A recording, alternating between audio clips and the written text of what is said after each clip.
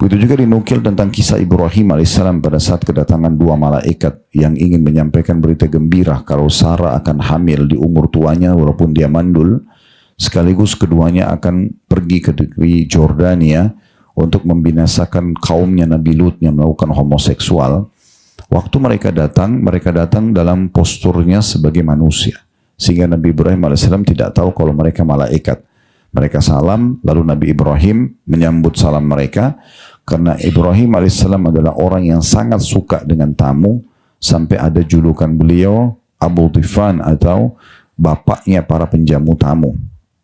Jadi beliau kalau kedatangan orang tanpa tanya siapa namanya, tujuannya apa, yang pertama dihidangkan dulu. Itu salah satu tradisi Ibrahim alaihissalam. Maka beliau langsung dalam Al-Quran digambarkan ke belakang rumahnya lalu menyembelih anak sapi. Kemudian dihidangkan untuk kedua malaikat tersebut.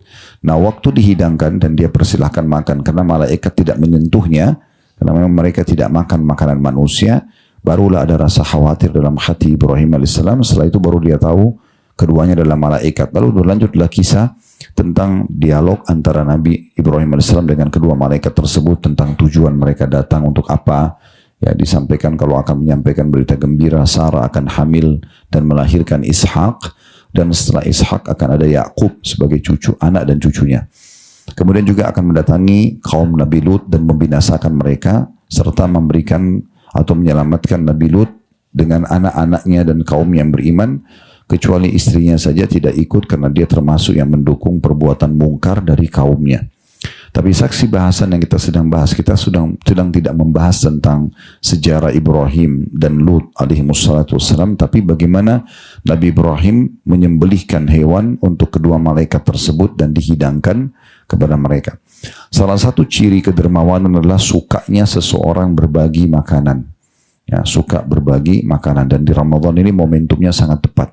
Ya, karena kita bisa meraih pahala ekstra, pahala puasa ini. Misalnya saya memberikan contoh, kalau Bapak Ibu ingin mendapatkan 30 pahala Ramadan, pahala puasa, kita lengkapkan pahala puasa kita 30, dapat misalnya.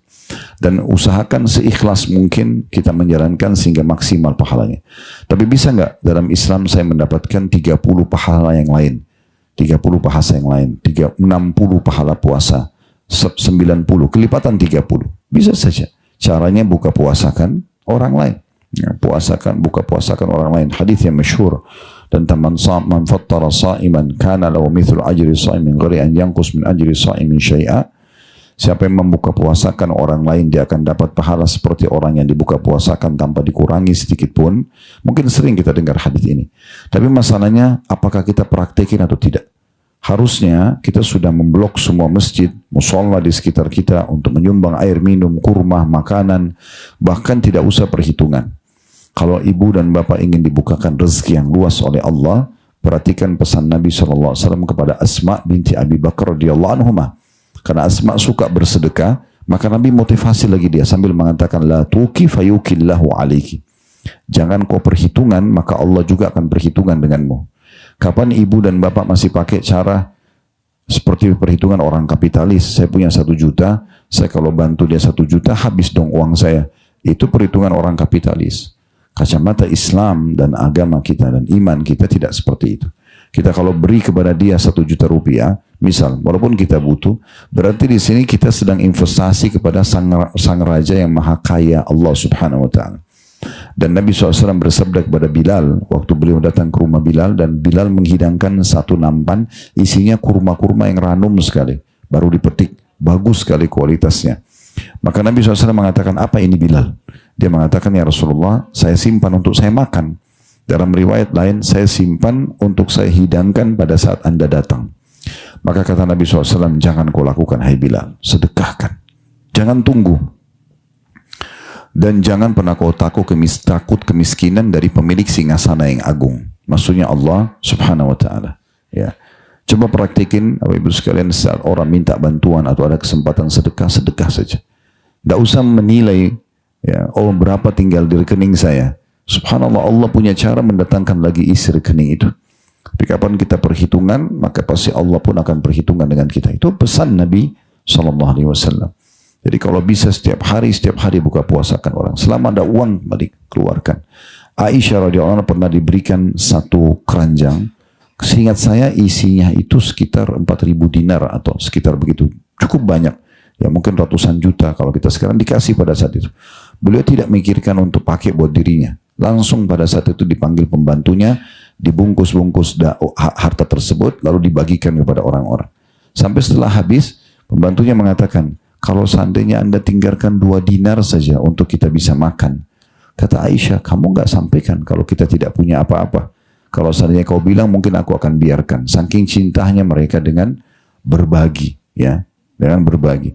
Ingat firman Allah Subhanahu wa taala di akhir surah Al-Munafiqun, di mana Allah SWT menggambarkan tentang di 2 ayat atau ayat terakhir, 2 ayat terakhirnya.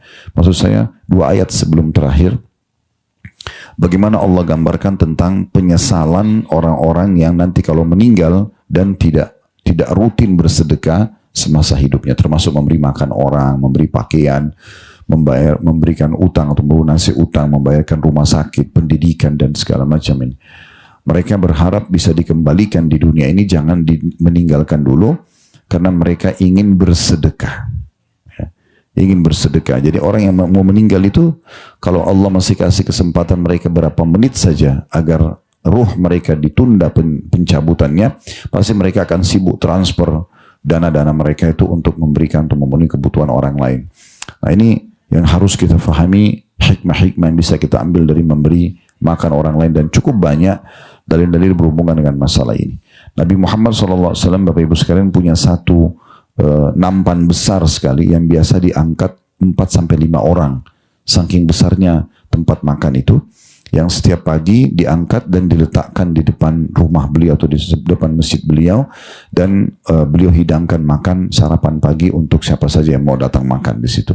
Ada juga orang yang datang menyumbang di antara para sahabat, akhirnya mereka kumpul untuk makan. Jadi memang ciri khas dari agama kita ini memang suka berbagi makanan, minuman. Nabi SAW juga mengingatkan kepada Jabir, hai Jabir, kalau kau sedang masak, lebihkanlah dan bagikan kepada tetanggamu. Jadi memang ada perintah untuk itu tentunya. Nah di antaranya kita berkorban ya, memotong hewan gitu ya. Namun bab kita ini secara khusus membahas masalah Idul Adha. Siapapun yang punya kemampuan untuk berkurban di saat itu, walaupun uangnya pas-pasan tapi dia tidak mau berkurban, Nabi SAW melarang untuk mendekati musola untuk ikut sholat Id. Berarti menandakan memang ada ancaman. Dan setiap ancaman berarti hukumnya mendekati wajib atau bisa kita katakan wajib. Ya. Jadi jangan sampai Bapak Ibu tidak berkurban sementara punya kemampuan. Dan salah satu hal yang dilakukan oleh sebagian sahabat, sebagian besar mereka, sahabat tabi'in, orang-orang soleh sebelum kita, mereka membeli hewan kurban 6 bulan sebelum Idul Adha. Mereka sudah beli, lalu mereka gemukkan hewan itu, sehingga pada saat nanti disembelih untuk Allah Subhanahu wa Ta'ala, sempurna hewannya. Nah, berapa banyak orang kadang-kadang masih negosiasi tentang masalah berkurban. Padahal sebenarnya kita beli yang terbaik, dan tidak usah khawatir karena kita bukan transaksi sebenarnya sama pemilik domba atau sapi tersebut. Kita sedang transaksi dengan Sang Pencipta, Allah Subhanahu wa Ta'ala. Jadi nggak usah khawatir. Tidak usah khawatir tentang masalah ini. Insya Allah langsung dijalankan saja. Baik, di sini dari hadits pertama, Bapak Ibu sekalian, kita ambil pelajaran penting tentang wajibnya orang berkurban bagi yang mampu. Karena Nabi SAW bersabda, siapa yang mendapatkan kelapangan untuk berkurban, lalu dia tidak berkurban, maka jangan dia mendekati tempat sholat Id kami. Saya dilarang untuk ikut sholat Id kalau dia punya kemampuan, tapi dia tidak mau berkurban. Biasanya memang ini karena sifat pelit ya. Selalu perhitungan, tidak mau keluarkan di jalan Allah. Selama pikiran seseorang itu masih dilapisi ya oleh pemikiran kapitalis, selalu nabung, ini tidak bisa ketemu dengan hukum Allah SWT. Karena Allah suruh keluarkan ya, bersedekah terus gitu. Itu yang dilakukan, maka tidak bisa ketemu. Oleh karena itu, coba kita tanamkan dalam diri kita keyakinan kalau Allah Subhanahu wa Ta'ala akan memberikan balasan yang besar dan rezeki yang luas bagi orang yang suka bersedekah. Baik, itu pelajaran pertama yang bisa diambil tentang wajibnya berkurban bagi yang mampu. Dan yang kedua, adanya ancaman. Pelajaran yang kedua, adanya ancaman untuk tidak ikut sholat id bagi orang yang tidak berkurban sementara dia punya kemampuan. Kemudian selanjutnya hadis nomor 2 dengan sanad hasan, ini urutan 1088 dari awal belajar, berbunyi dari Abu Hurairah radhiyallahu anhu, dia berkata Rasulullah sallallahu alaihi wasallam bersabda, "Man ba'a jilda udhiyatihi fala udhiyata lahu." Barang siapa yang menjual kulit hewan kurbannya, maka tidak ada kurban untuknya. Diriwayatkan oleh Al-Hakim dan dikatakan sanadnya sahih. Di bawah Bapak Ibu sekalian ada tulisan Al-Hafidh berkata, pada sanadnya terdapat Abdullah bin Ayyash Al-Kitbani Al-Misri, seorang rawi yang diperselisihkan, dan telah disebutkan tidak hanya satu saja, banyak hadis dari Nabi tentang larangan beliau menjual kulit hewan kurban. Maksudnya, tadinya hadis ini diperselisihkan tentang kesahihannya, tapi Syekh Albani mengatakan banyak sekali jalur hadis yang mungkin Al-Mundhiri tidak angkat dalam buku ini, sehingga beliau tidak sebutkan, yang memang melarang untuk menjual kulit hewan kurban. Maksudnya apa? Jadi kita kalau berkurban di jalan Allah semuanya, jangan ada yang diambil. Maksudnya tidak usah ada yang dikembalikan uangnya. Ya. Misalnya dia berkurban 1 ekor sapi. Udah, dia nggak mau ambil kepalanya, dia juga kepalanya nggak mau dibagi ke orang lain, udah ditimbang dijual sama dia, supaya menghemat atau mengembalikan biaya yang sudah dia keluarkan untuk beli sapi itu.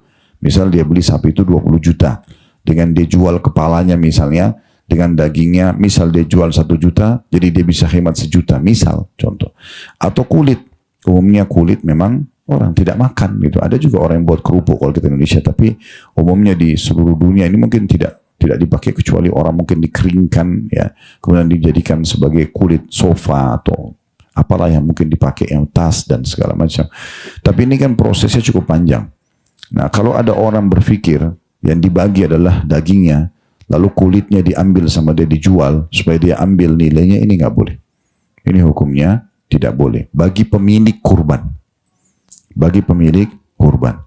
Tapi kalau ada penerima kurban, dia menerima kulit sapi, dia menerima daging sapi, udah jadi milik dia, maka kemudian dia mau jual, itu terserah dia, itu tidak ada masalah. Tapi yang dilarang sini adalah pemilik kurbannya sendiri, karena diharapkan dia maksimal berkurban di jalan Allah dan tidak perlu dia mengambil lagi nilainya. Kita tidak bicara Bapak Ibu sekalian tentang sebagian daging yang diambil, itu boleh, karena Nabi SAW pada saat berkurban, pada saat beliau sedang haji, beliau memakan sebagian dari daging kurbannya. Dan beliau meminta, bahkan menyampaikan kepada para sahabat yang sedang menikmati daging kurban, sisipkanlah untukku, kata Nabi SAW. Maka beliau pun menikmatinya. Dan beliau bersabda tentang 4 hari ini, Idul Adha, dan 3 hari-hari Tasyrik. Idul Adha kan 10 Zulhijjah. Hari Tasyrik 11, 12, 13 Zulhijjah. Ini beliau mengatakan adalah hari-hari makan. Hari-hari makan, maksudnya dari hewan-hewan kurban yang dikurbankan. Dan boleh juga kita memberikan hewan kurban, daging hewan kurban ini kepada orang yang mampu. Tidak harus kepada orang tidak mampu. Misal Bapak Ibu sembelih 1 ekor, 3 ekor domba misalnya. 1 ekor domba ini disembelih, saya kirim ke rumah orang tua saya. Tidak ada masalah. Ya, boleh saja. Cuma yang penting memang kita usahakan ada di antara hewan-hewan kurban kita ini, itu kita berikan kepada orang-orang miskin. Ya, jadi ini dibolehkan. Beda dengan hukum zakat harta misalnya, itu hanya boleh kepada 8 golongan saja. Ya, dan tidak masuk dalamnya orang mampu. Tetapi kalau bab sedekah, ya, bab berbagi daging hewan kurban, ini tidak apa-apa kepada orang mampu. Boleh nggak saya membelikan mobil orang tua saya sementara beliau mampu? Dalam bab sedekah boleh. Ya, gitu. Itu juga kita tadi boleh mengirimkan daging-daging hewan ini, termasuk kita sendiri boleh menikmatinya. Jadi di sini yang dimaksud dengan hadis nomor 2 adalah orang yang berkurban jangan sampai dia menjual sebagian daripada hewan yang sudah dia niatkan kurban sama Allah untuk mendapatkan nilai uang balik. Nah seperti itu yang dimaksudkan dengan hadis ini. Baik, kita masuk bab keempat, Bapak Ibu sekalian, ancaman mencincang hewan dan membunuhnya bukan untuk dimakan, serta keterangan tentang perintah agar membaguskan cara membunuh dan menyembelih. Maksudnya judul ini adalah tidak boleh menyiksa hewan. Ya, tidak boleh menyiksa hewan itu. Jadi ada orang mungkin sengaja dia tebas hewan itu atau dia jadikan sasaran untuk panah, bukan untuk dimakan, ya, tapi untuk menyiksanya. Nah, itu ada larangan tentang masalah itu. Dan kita kalau memang harus menyembelih atau mau menyembelih, sembelih dengan cara yang benar. Hadisnya di sini disebutkan, ya, ada beberapa hadis tentunya dalam bab ini ya. Ini sampai akhir bab kita ada 5 buah hadis. Hadis pertama dengan sanad sahih urutan 1089 dari awal belajar. Dari Shaddad bin Aus radhiyallahu anhu, beliau berkata, Rasulullah sallallahu alaihi wasallam bersabda, "Inna Allah kataba al-ihsana ala kulli syai'. Fa idza qataltum fa ahsinul qitla wa idza dhabhtum fa ahsinuz dzibha. Wal yuhidda ahadukum syafratahu wal yurih dzabihatahu." Sesungguhnya Allah telah mewajibkan berbuat baik kepada segala sesuatunya. Jika kalian membunuh, maka baguskanlah cara membunuh. Jika kalian menyembelih, maka baguskanlah cara menyembelih. Hendaknya salah seorang dari kalian menajamkan pisaunya dan membuat hewan sembelihannya nyaman. Diriwayatkan oleh Muslim, Abu Dawud, Tirmidzi, An-Nasai, dan juga Ibnu Majah.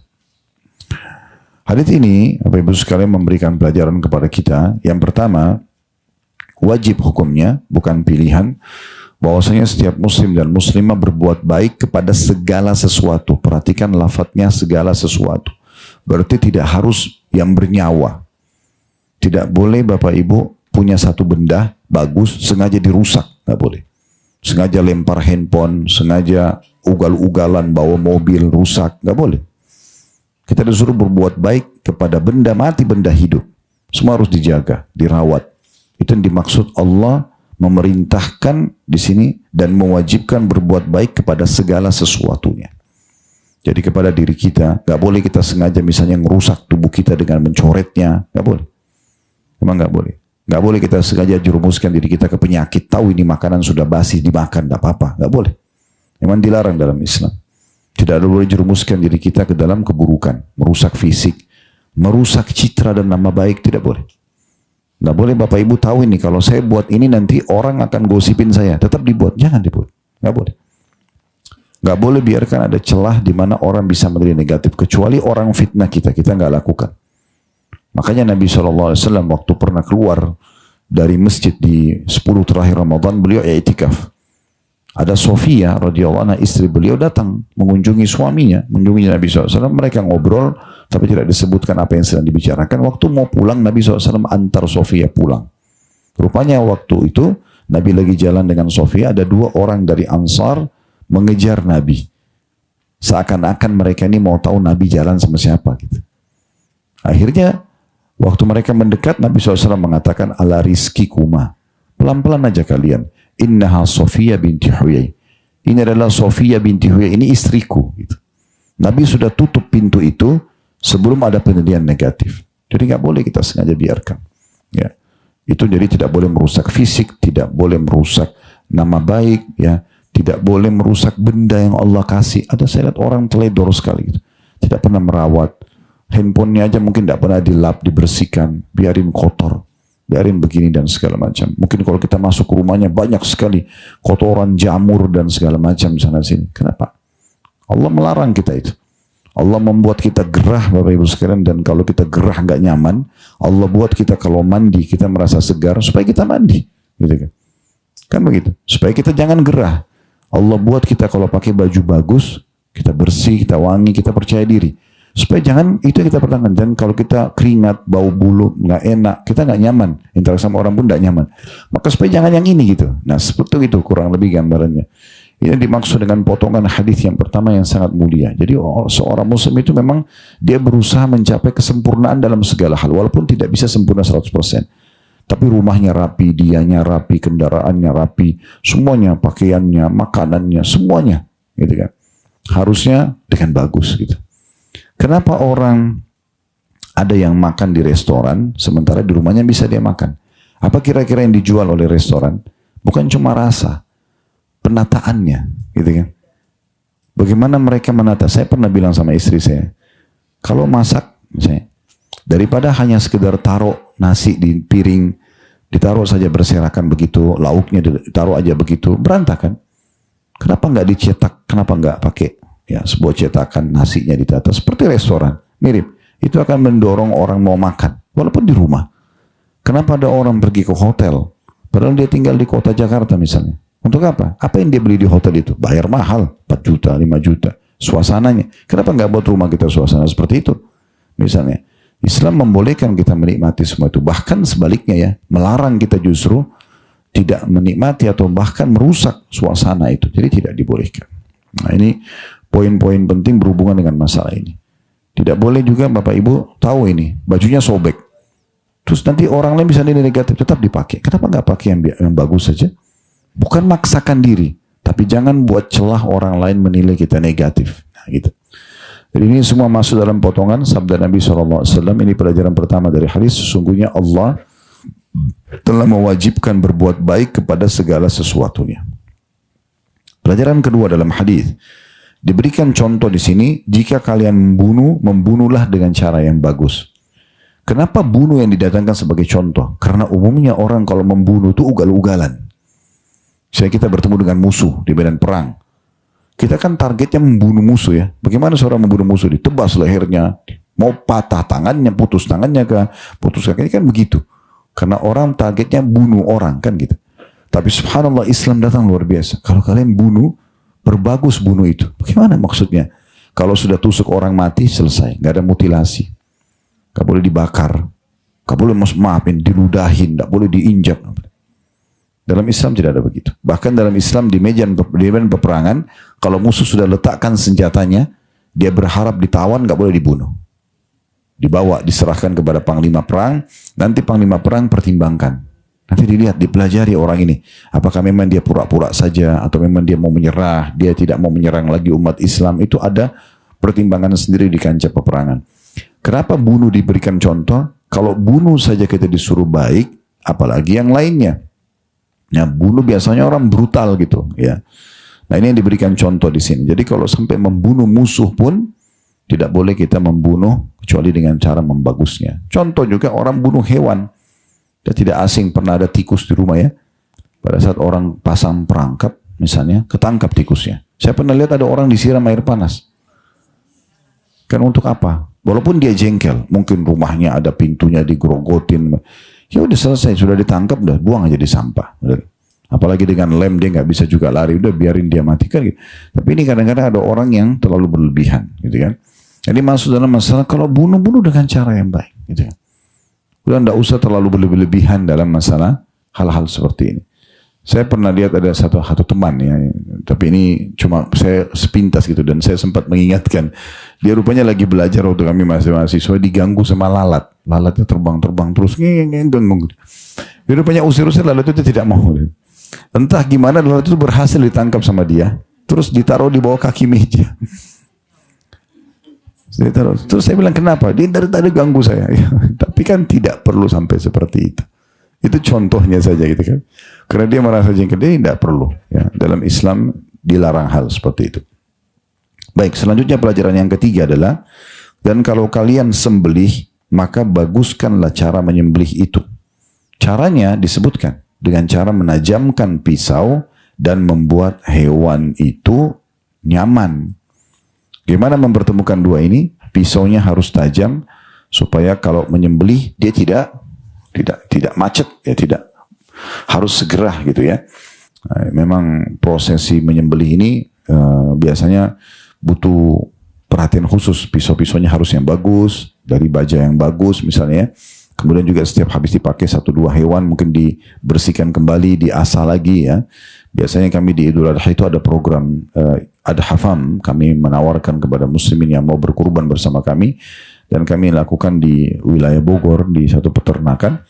Dan itu kami tawarkan kalau ada di antara terutama bapak-bapak yang mau untuk ikut belajar menyembelih, kami tawarkan datang, dan cukup banyak jemaah yang datang untuk praktek bagaimana cara menyembelih. Itu kami sekaligus juga ajarkan memang harus pisaunya tajam, kemudian juga dia harus dengan supaya menenangkan, menyamankan hewan ini, maksudnya jangan sampai diiris terus diangkat pisaunya gitu. Tapi dia sekali iris dia nggak angkat supaya 2 urat leher besarnya itu putus gitu kan. Itu diantara makna. Dan juga masuk dalam masalah atau makna membuat hewan nyaman. Maksudnya jangan diganggu kalau lagi makan. Jangan diperlihatkan temannya yang lagi disembeli. Saya pernah masuk ke satu lokasi penyembelihan di dekat masjid gitu ya. Di Idul Adha, karena terlalu banyak orang yang nyumbang kurban. Jadi hewan yang disembeli di depan mata, hewan-hewan yang masih hidup. Nah ini berpengaruh pada kualitas daging nantinya. Ya, karena dia juga, hewan juga bisa stres. Gitu. Jadi itu pengaruh pada daging. Seperti kita kalau lagi tegang melihat satu kejadian besar. Kan kita juga jadi tegang, tubuh semua. Nah seperti itu hewan-hewan juga. Oleh itu salah satu yang membuat nyaman, jangan diganggu kalau lagi makan. Biarkan dia makan dulu. Jangan diseret, jangan dipukul. Ya. Nah, itu semua masuk dalam makna membuat sembelihan nyaman. Nah, kita bisa lihat sini bagaimana sempurnanya agama Islam ya, sampai masuk ke masalah hal-hal hewan pun diberikan haknya walaupun mereka akan disembeli di jalan Allah Subhanahu wa taala.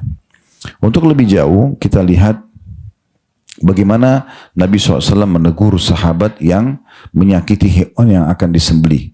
Di hadis nomor 2 dalam bab ini dengan sanad sahih urutan 1090 dari awal belajar berbunyi dari Ibnu Abbas radhiyallahu anhu dia berkata, "Marra Rasulullah sallallahu alaihi wasallam ala rajulin wadi'in rijlahu ala safhati syatin wa huwa yuhiddu shafratah wa hiya talhadhu ilayhi bi basariha qala afala qabla hadha aw turidu an tumitaha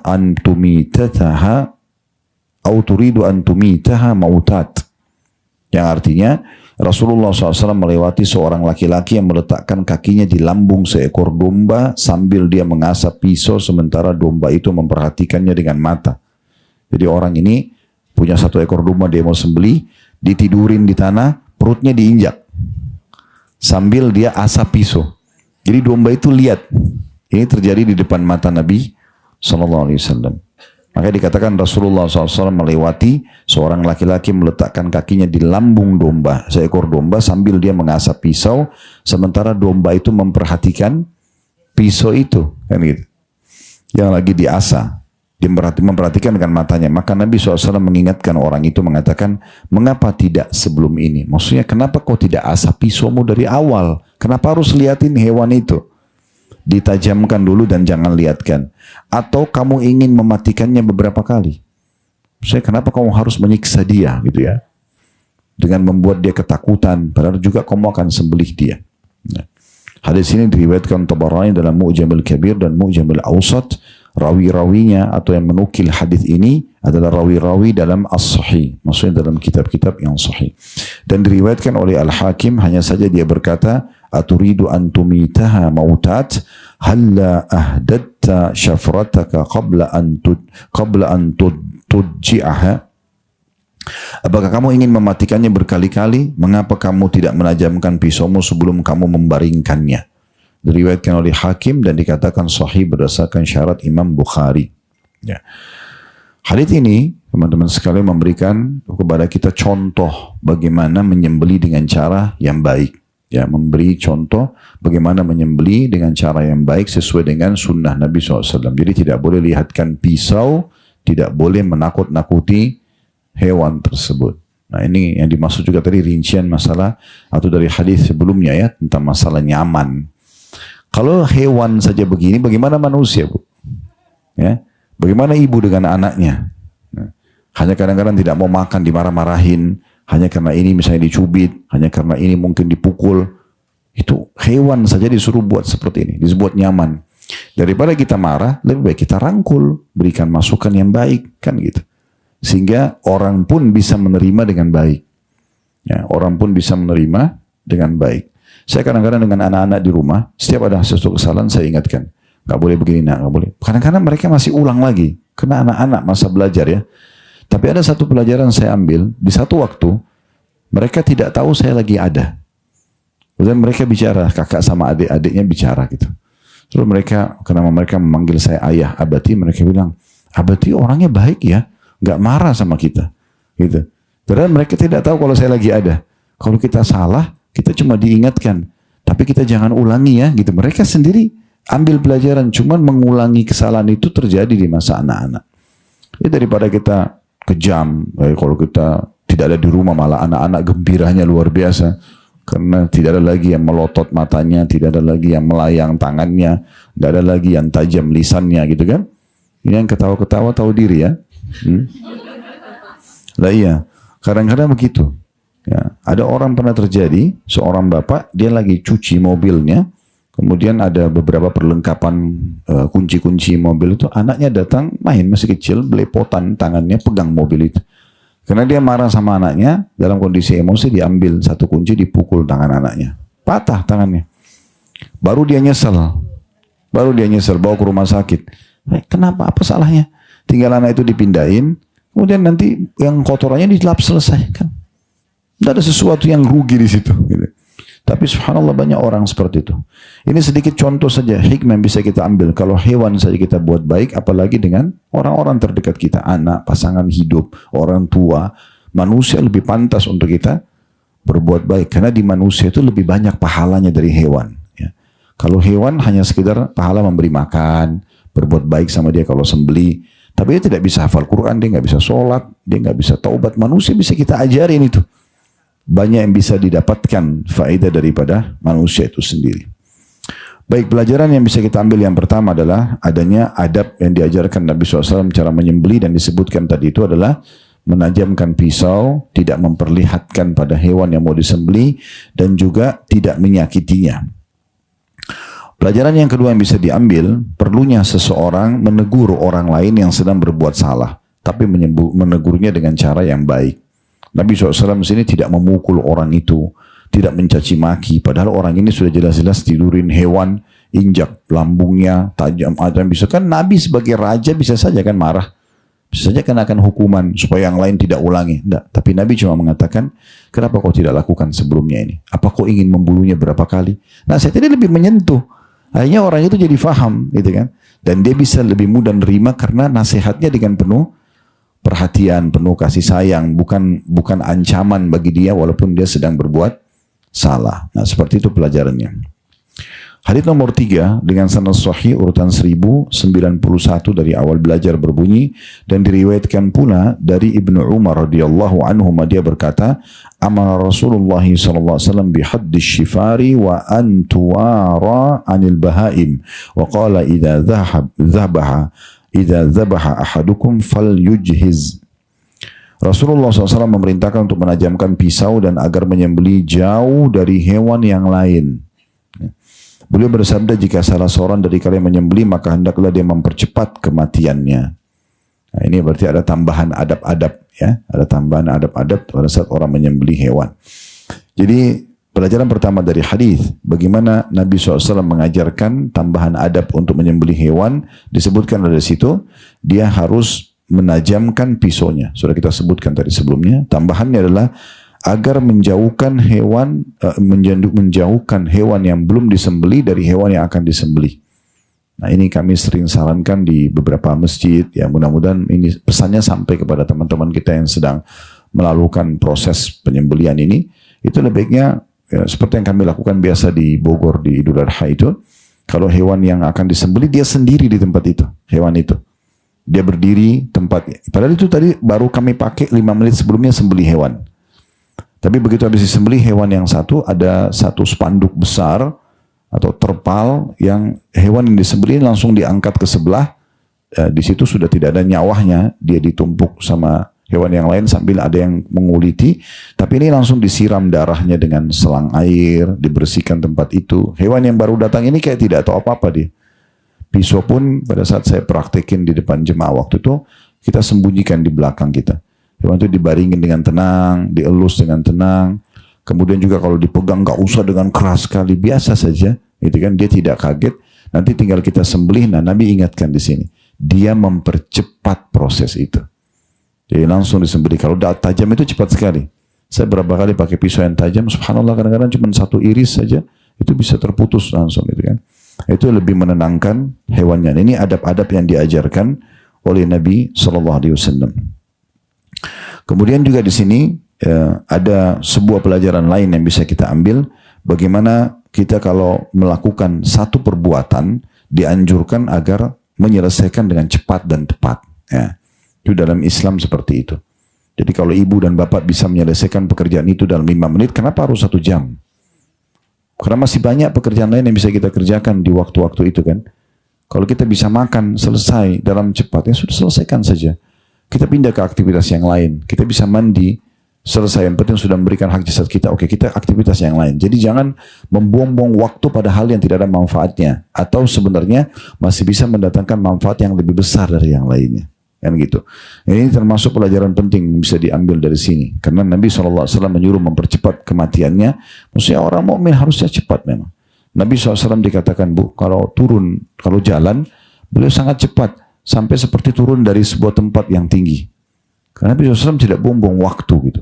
Ya, selama dia bisa selesaikan cepat-cepat. Bukan juga buru-buru ya. Bukan. Karena Nabi SAW mengatakan, Inna Allah yuhibbu min abdin idha amila amalan an yutqinahu. Allah suka sekali dari seorang hamba kalau dia mengerjakan satu perbuatan, dia menguasainya.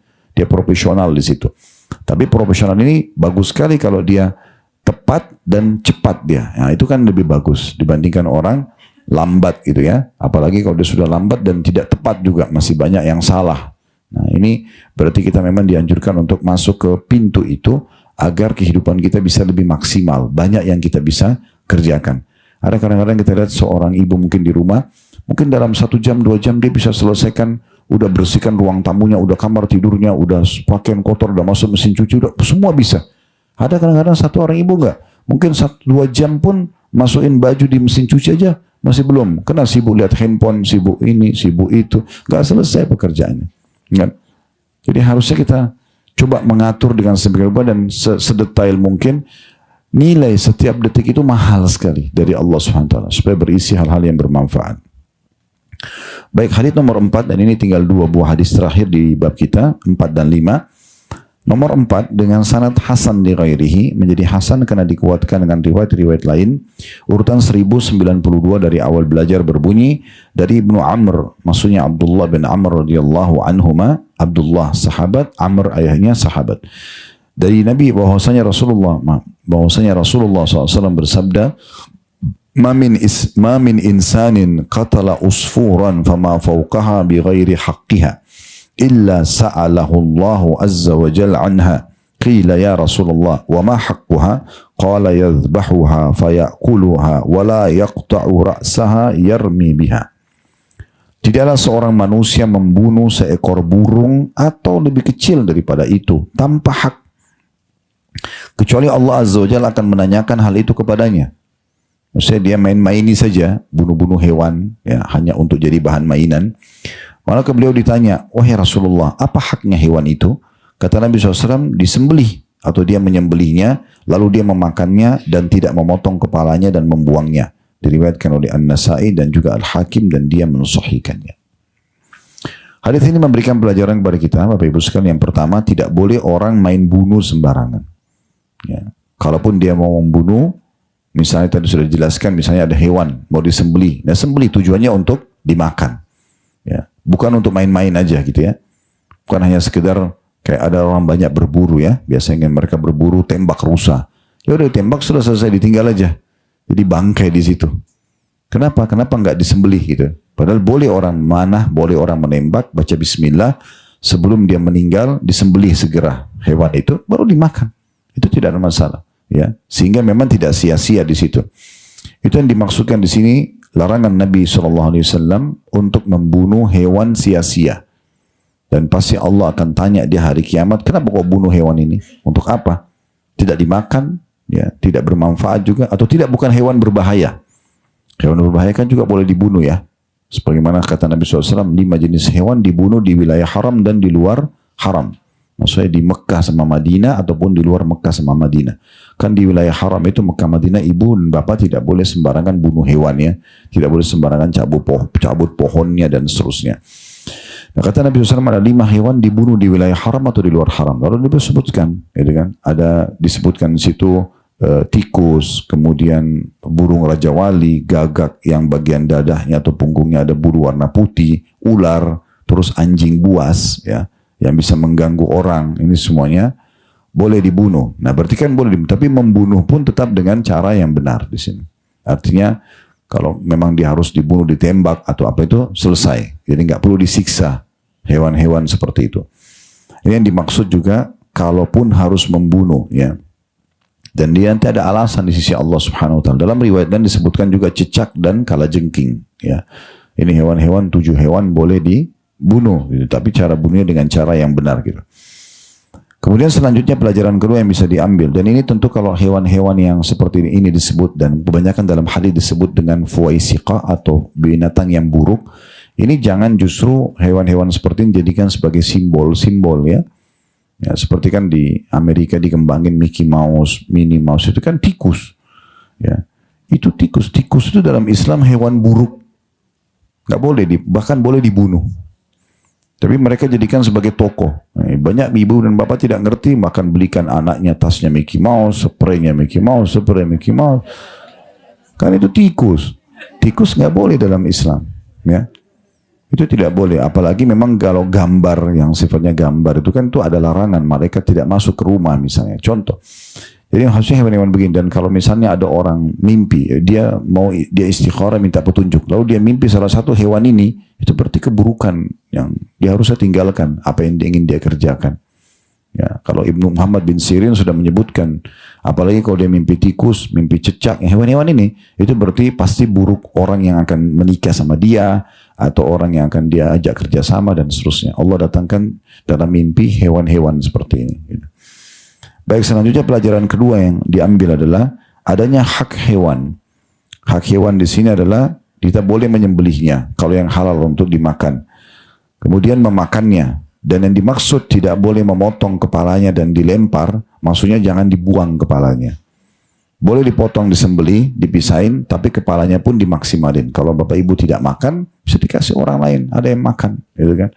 Jangan dibuang karena kita tidak suka. Karena bagian kepala pun itu ada potongan-potongan daging yang bisa dinikmati oleh orang-orang. Masih banyak orang yang susah yang sebenarnya mungkin bisa memakan itu. Baik, hadis terakhir dalam bab kita, nomor 5 dengan sanad sahih, urutan 1093 dari awal belajar. 1093 dari Malik ibn Nahda ibn Nadhlah. Dari Malik ibn Nadhlah, ia berkata radhiyallahu anhu, ataitu an-nabiy sallallahu alaihi wasallam faqala hal tuntiju iblu qaumika sihahan adhanuha fata'madu ila al-Musa fataqta'u adhanaha wa tashukku juludaha wa taqulu hadhihi surmun wa tuharrimuha alayka wa ala ahlik. Qultu na'am. Qala fa kullu ma ataka Allahu hil sa'idullaha ashaddu min sa'idik wa musallahi ahaddu min musak ya. Artinya kata Malik ibn Nadhlah radhiyallahu anhu, aku datang kepada Nabi SAW dan beliau bersabda, apakah unta kaummu lahir dengan telinga-telinga yang sehat, lalu kamu mengambil pisau silet, kemudian kamu memotong telinganya dan menyayap kulitnya, dan kamu berkata, ini adalah syurm.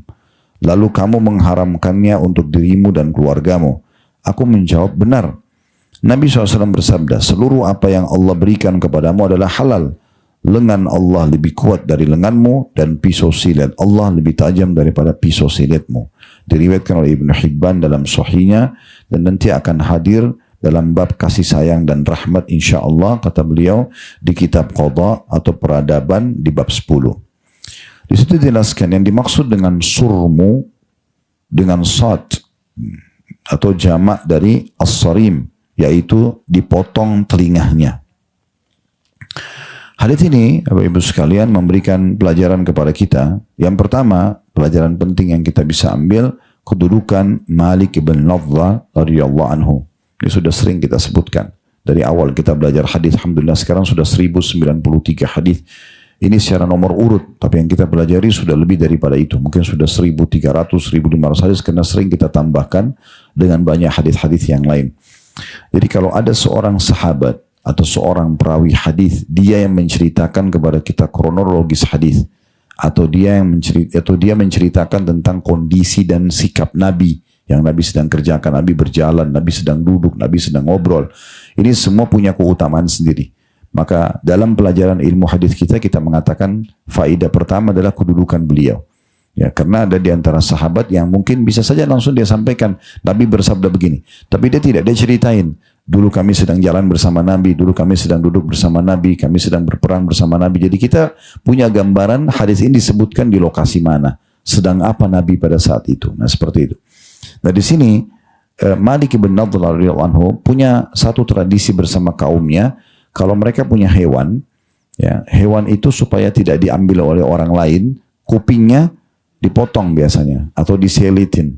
Kemudian kulitnya juga dicacatin sedikit supaya tujuannya tidak diambil oleh orang lain. Ditahu oh ini untahnya atau dombanya si fulan, ya, gitu. Seperti itulah. Maka Nabi SAW tanya kepada dia, ya, waktu dia datang kepada Nabi, apakah unta kaummu ya, dengan lahir dengan telinga-telinga sehat, tidak ada cacat telinganya hewan itu, lalu kamu mengambil pisau sidat, kemudian kamu memotong telinganya dan menyayat kulitnya dengan tujuan supaya ada tandahnya. Maka kata beliau, iya ya Rasulullah. Ya, maka maaf, kamu motong telinganya dan kamu menyayat kulitnya, lalu kamu mengatakan ini adalah syurm. Syurm maksudnya hewan cacat. Kalau tadinya normal ya hewan itu, tapi dengan kamu lakukan itu supaya ada tanda kesannya dia cacat, maka Malik mengatakan benar. Ya. Bahkan Nabi SAW mengatakan lalu kamu mengharamkannya untuk dirimu dan keluargamu. Saya hewan ini nggak disembelih lagi karena cacat dianggap. Padahal dia sendiri yang mau nyayat kupingnya. Maka beliau mengatakan benar. Kata Nabi SAW, seluruh apa yang Allah berikan kepadamu adalah halal. Maksudnya harusnya hewan itu semuanya halal, termasuk kupingnya. Kenapa harus dipotong? Gitu kan? Kata beliau. Kemudian lengan Allah ketahuilah lebih kuat dari lenganmu. Nanti kita jelaskan maknanya seperti apa ini. Dan pisau sidat Allah lebih tajam daripada pisau sidatmu. Baik, kita ambil pelajaran pertama tadi saya bilang kedudukan Malik ibn Nadhr radhiyallahu anhu, di mana beliau yang ceritakan kepada kita dan akhirnya kita faham hukum itu. Pelajaran kedua yang bisa kita ambil, dilarangnya dan hukumnya haram menyiksa hewan. Ya, dengan memotong kupingnya, menguliti dia misalnya ya, menyiksanya, itu tidak boleh.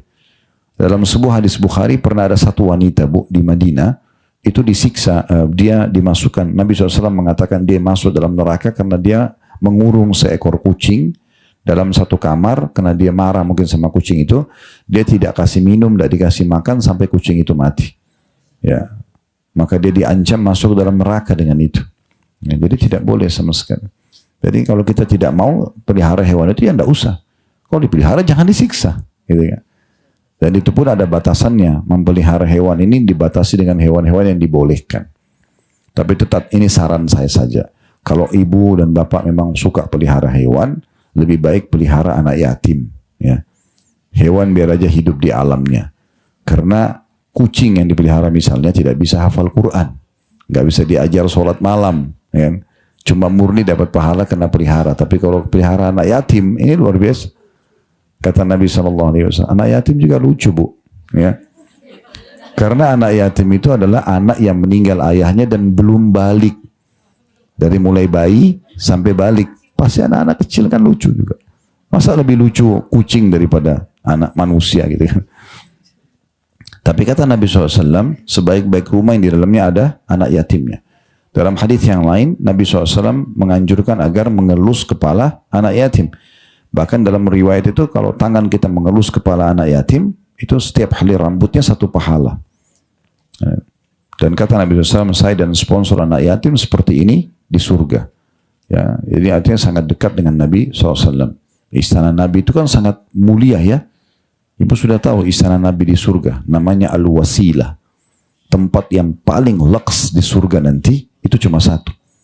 Itu super VIP-nya surga, namanya Al-Wasilah. Ya, itu yang Nabi bilang, kalau kalian dengarkan azan, muadzin ucapkan seperti yang muadzin ucapkan. Allah Akbar, kita bilang juga Allah Akbar, kecuali di hayya 'alas shalah dan hayya 'alal falah kita bilang la haula wala quwata illa billah.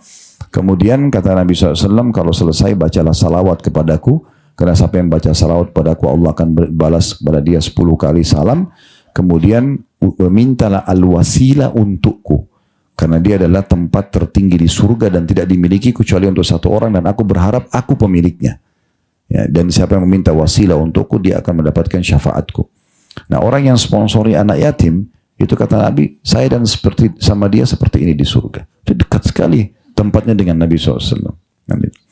Baik, kita masuk kembali ke masalah ini. Poin pelajaran yang kedua, tidak bolehnya menyiksa hewan-hewan, ya, kalaupun kita memeliharanya, memberikan haknya, gitu kan. Kemudian pelajaran yang ketiga yang harus diambil, kalau hewan-hewan yang sudah Allah halalkan tidak boleh kita haramkan, atau apapun yang Allah sudah halalkan berarti sudah halal, nggak boleh diubah. Jangan karena Bapak Ibu tidak suka bentuknya domba itu atau ayam itu dan kita bilang ini tidak boleh untuk keluarga saya, atau semua hewan ayam yang warna hitam saya tidak mau makan misalnya karena dia tidak suka warna hitam. Nggak boleh seperti itu. Selama Allah sudah halalkan berarti halal semuanya, ya. Dan usahakan Bapak Ibu sekalian, kecuali kalau memang kita ada alergi penyakit, ya, dan coba tanamkan kepada anak-anak, biasakan kalau Allah sudah halalkan biar mereka nikmati. Jangan kasih mereka pilih-pilih makanan. Saya berapa kali ingatkan istri saya begitu. Kadang-kadang karena dia kurang cocok dengan makan telur, anak-anaknya semua ikut tidak makan telur, kan gitu. Saya bilang, kenapa harus seperti ini? Ini halal, biarkan mereka makan. Kalau kita tidak suka, kita sendiri, jangan bawa kepada semuanya. Satu keluarga semua, kalau anaknya 6 semua tidak makan telur, misalnya. Atau tidak makan ikan karena tidak makan ikan. Kenapa harus seperti ini? Kan Nabi SAW bilang gitu dalam hadis ini, ya. Tadi hewan itu, bukankah kau sama kaummu, hai Malik, tadinya untahmu itu lahir normal, lalu kamu yang cacatin kupingnya, lalu kamu juga yang kuliti, ya. Setelah itu kau bilang ini tidak boleh buat keluargaku dan untuk aku dan keluargaku. Dia bilang iya. Kata Nabi SAW, ketahuilah, semua yang telah Allah halalkan halal. Gak boleh kau ubah tiba-tiba ini tidak boleh buat saya sama keluarga saya. Apa alasannya? Kan gitu. Jadi usahakan, biasakan anak-anak makan saja, makan selama halal, nak nikmati, baca bismillah, tangan kanan. Biar mereka gak milih-milih, itu bagus, gitu kan. Karena memang ini bagian daripada hal yang dibolehkan oleh Allah Subhanahu wa taala. Pelajaran terakhir dari hadis yang kita bisa ambil yang keempat adalah bagaimana seseorang harus menyadari kalau Allah Subhanahu wa taala jauh lebih kuat daripada dia. Maksudnya kapan dia gunakan powernya untuk zalim pada orang lain, Allah lebih mampu untuk menghukum dia. Misal ibu pukul anaknya, seorang ayah pukul anaknya, dia pikir ini kan anak, dia harus dengar mau tidak mau. Tak bisa. Tuhan kita sama Tuhan anak itu sama. Allah Subhanahu wa taala. Allah Maha Adil. Satu waktu kita juga akan dihukum dengan Allah, mungkin bukan melalui anak itu. Ada kucing lewat sengaja ditendang. Kucing itu nggak bisa melawan, pergi. Satu waktu kita jalan di jalan yang bagus, sepatunya bagus, keseleo. Allah hukum kena tendang kucing kemarin. Allah punya cara. Jadi jangan berbuat zalim dengan orang. Ketahuilah lengan Allah, kata Nabi SAW, lebih kuat dari lenganmu. Kok sayap kuping hewanmu tadi kamu lukati, Allah bisa hukum kamu dengan itu. Jadi jangan sampai kita berbuat zalim dengan orang. Kalau orang lain zalimi kita itu urusan, itu sumber pahala buat kita. Tapi jangan kita yang menzalimi orang lain.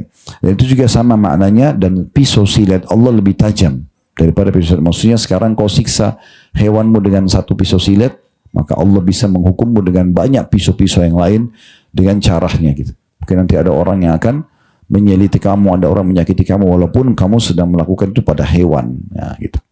Jadi ini peringatan penting yang harus kita bahas dan sampaikan dalam hadis kita ini. Baik, dengan itu alhamdulillah kita sudah selesaikan buku kita jilid 2. Kedepannya insya Allah bisa dimiliki buku jilid 3, ya. Kita akan mulai masuk ke jilid 3 nanti, mulai dengan bab haji, kemudian ada bab jihad. Di sana akan dibahas bab-bab sebagaimana kita bahas pada buku ini tentunya. Saya mengajak Bapak Ibu sekalian selalu mendukung program-program dakwah kami supaya Bapak Ibu juga bisa dapat partisipasi di media yang sudah kami kembangkan ini. Kita bisa di YouTube dengan subscribe, like, dan juga loncengnya di Instagram, Facebook, TikTok bisa dengan follow dan sebarluaskan. Alhamdulillah kami juga angkat jadwal-jadwal ceramah kami bisa disebarluaskan di grup-grup keluarga. Bisa diajak juga mereka kalau tidak bisa hadir offline seperti ini bisa online misalnya. Mudah-mudahan dari sekian orang banyak yang kita ajak itu mungkin ada beberapa orang yang dapat hidayah dan kita bisa panen pahalanya. Kami juga mengajak Bapak Ibu sekalian partisipasi di yayasan kami yang Allah amanahkan, Yayasan Sedekah Kreatif. Cukup banyak programnya.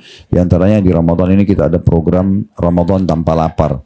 Membagi-bagi kurma ke pesantren, ke masjid, kemudian buku-buku dan segala macam program bisa dilihat nanti di Instagram Sedekah Kreatif. Itu saja mungkin Bapak Ibu sekalian, semoga bermanfaat. Subhanakallahumma bihamdika asyhadu an la ilaha illa anta astaghfiruka wa atubu ilaik. Wassalamualaikum warahmatullahi wabarakatuh.